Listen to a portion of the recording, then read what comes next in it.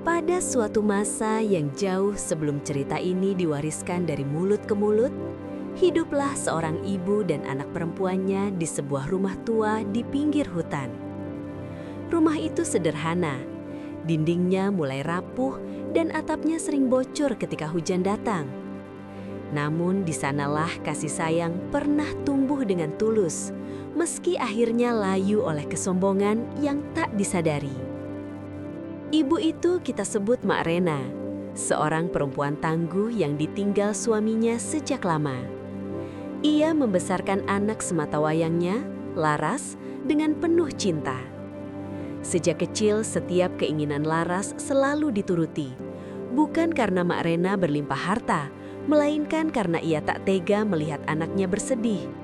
Dari situlah benih kesombongan perlahan tumbuh, tanpa disadari oleh siapapun. Engkau bisa membayangkan bagaimana Laras tumbuh menjadi gadis yang sangat memperhatikan rupa.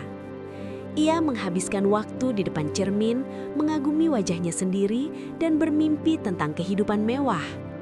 Dalam hatinya, ia merasa tak pantas hidup dalam kemiskinan. Ia lupa bahwa tangan renta ibunya lah yang selama ini menopang hidup mereka. Setiap pagi, ketika matahari belum sepenuhnya naik, Mak Rena telah melangkah ke hutan. Dengan punggung yang mulai membungkuk, ia mengumpulkan kayu bakar satu persatu. Rasa sakit di pinggangnya sering membuatnya terhenti, namun ia tetap melanjutkan langkah. Semua itu ia lakukan demi sepiring nasi untuk Laras. Suatu hari, Mak Rena meminta bantuan.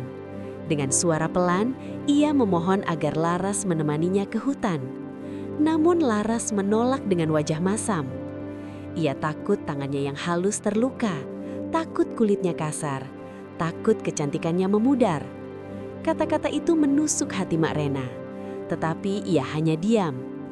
Kita sering lupa bahwa diamnya seorang ibu bukan berarti ia tak merasa sakit. Mak Rena pun pergi sendiri. Hujan turun tanpa aba-aba, membuat jalanan licin dan berlumpur. Kayu bakar semakin sulit ditemukan dan tubuhnya semakin lemah. Saat ia menjual kayu di pasar kecil, seorang pemilik warung menawarkan pekerjaan untuk Laras. Harapan pun sempat menyala di hati Mak Rena. Namun ketika tawaran itu disampaikan, Laras kembali menolak. Ia merasa bekerja di warung adalah aib. Ia tak ingin orang melihatnya melakukan pekerjaan kasar. Ia lebih memilih bermimpi daripada berusaha. Hari demi hari, sikap Laras semakin menyakitkan. Ia tak mau membersihkan rumah, tak mau mencuci pakaian ibunya, bahkan mengeluh ketika makanan yang tersedia hanyalah singkong. Ketika ibunya berkata tak punya uang untuk membeli beras, Laras menyuruhnya berutang tanpa rasa bersalah. Engkau mungkin bertanya, bagaimana seorang anak bisa setega itu? Jawabannya sederhana.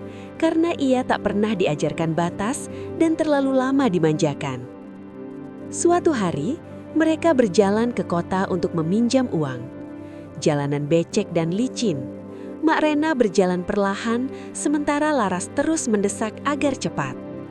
Di kota, ketika bertemu teman, Laras menyangkal hubungan mereka.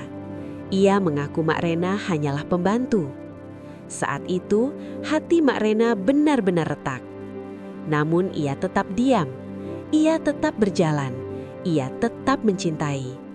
Dan di sanalah, di bawah langit yang mulai gelap, kesabaran itu mendekati batas akhirnya. Perjalanan pulang dari kota menjadi ujian terakhir bagi Mak Rena. Beras yang dipinjamkan orang lain terasa begitu berat di pundaknya. Ia meminta Laras membantunya, namun Laras menolak. Baginya, ibunya telah terbiasa membawa beban berat. Ia tak mau tangannya kotor, tak mau bajunya rusak. Kita sering lupa bahwa kebiasaan bukan berarti kekuatan tanpa batas. Di tengah perjalanan, Mak Rena tersandung. Beras tumpah ke tanah. Ia terduduk lemah, tubuhnya gemetar. Laras bukan menolong, melainkan memarahi. Ia menyalahkan ibunya atas semuanya, atas beras yang tumpah, atas rasa laparnya, atas hidup yang menurutnya tak adil. Saat itulah, sesuatu dalam hati Mak Rena runtuh sepenuhnya. Ia menatap langit. Air matanya bercampur hujan. Dengan suara bergetar, ia berdoa. Bukan untuk membalas dendam, bukan untuk menyakiti. Ia hanya memohon agar anaknya berubah, agar Laras menjadi pribadi yang berguna dan tidak menyakiti siapapun lagi. Doa seorang ibu bukan kutukan. Ia adalah jeritan cinta yang terlalu lama dipendam. Tak lama setelah doa itu terucap, hujan turun semakin deras. Laras berlari meninggalkan ibunya. Ia ingin cepat sampai ke rumah, meninggalkan rasa malu, meninggalkan ibunya yang lemah. Namun, alam seakan mendengar doa itu. Di tengah lari tergesa, Laras tersandung. Tanah berlumpur menghisap kakinya. Semakin ia meronta, semakin dalam ia tenggelam. Ketakutan merayapi hatinya. Untuk pertama kalinya, ia memanggil ibunya bukan dengan amarah, melainkan dengan penyesalan. "Ibu, tolong aku." Mak Rena berlari sekuat tenaga, namun tubuh renta itu tak sanggup melawan derasnya hujan dan lumpur. Ia hanya bisa menangis, memohon ampun kepada Tuhan atas segala dosa anaknya. Dan Laras pun menghilang. Konon, di tempat itu tumbuh sebuah pohon besar. Akarnya kuat mencengkram tanah, batangnya kokoh, dan daunnya memberi keteduhan. Pohon itu menjadi tempat orang berteduh, tempat burung bersarang, tempat anak-anak bermain. Kita percaya, dari kesombongan lahir penyesalan. Dan dari penyesalan lahir pelajaran. Kisah ini diwariskan agar kau, engkau, dan kita semua mengingat satu hal. Bahwa kasih seorang ibu tak pernah berakhir, bahkan ketika hatinya hancur.